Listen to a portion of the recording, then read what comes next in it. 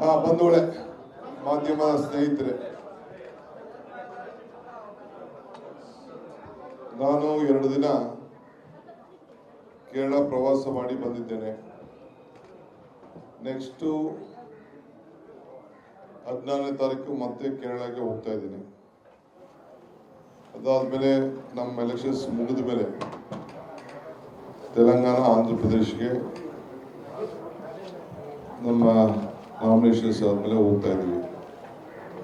ಜೊತೆಗೆ ನಾನು ಮುಖ್ಯಮಂತ್ರಿಗಳು ಕೂಡ ಅದಾದಮೇಲೆ ಉತ್ತರ ಪ್ರದೇಶ ಬೇರೆ ಬೇರೆ ಕಡೆ ಚುನಾವಣಾ ಪ್ರಚಾರಕ್ಕೆ ಹೋಗಬೇಕು ಅಂತೇಳಿ ಪಕ್ಷ ತಿಳಿಸಿದೆ. ಇವತ್ತು ತೇಜಸ್ವಿನಿ ಗೌಡರು ಈಗಾಗಲೇ ದೆಹಲಿಯಲ್ಲಿ ನಮ್ಮ ಪಕ್ಷಕ್ಕೆ ಅಡ್ಮಿಷನ್ ಆಗಿದ್ದಾರೆ. ಈ ಗುಂಪಲ್ಲಿ ಅವ್ರನ್ನ ನಾನು ಸ್ಪೆಷಲ್ಲಾಗಿ ಅಭಿನಂದಿಸೋದು ಬೇಡ ಅಂತೇಳಿ ಗುಂಪಲ್ಲಿ ಮಾಡೋಕ್ಕೆ ಹೋಗಿಲ್ಲ. ಅವರು ನಮ್ಮ ಪಕ್ಷದ ಮೂಲ ಪಾರ್ಲಿಮೆಂಟ್ ಮೆಂಬರ್ ಆಗಿ ಪಕ್ಷದ ಸಕ್ರಿಯ ಕಾರ್ಯಕರ್ತರಾಗಿ ಬೆಳೆದಂಥವ್ರು. ಅವರು ಕೂಡ BJPಯಲ್ಲಿ ಒಂದು 10 ವರ್ಷ ಒಂದು ಯುಗ ಆಗಿದೆ.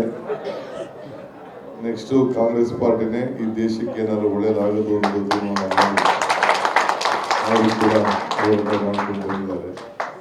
ನಮ್ಮ MP ಆಗಿದ್ರು, ಅದು ತಮಗೆಲ್ಲ ಗೊತ್ತಿದೆ. ಸೊ ನಾನು ಪಕ್ಷದ ಪರವಾಗಿ ಅಧಿಕೃತವಾಗಿ ಪಕ್ಷದ ಒಬ್ಬ ಅಧ್ಯಕ್ಷನಾಗಿ ಅವರು ಕೂಡ ನಿಮ್ಮೆಲ್ಲರ ಪರವಾಗಿ ಸ್ವಾಗತವನ್ನು ಬಯಸ್ತಾರೆ.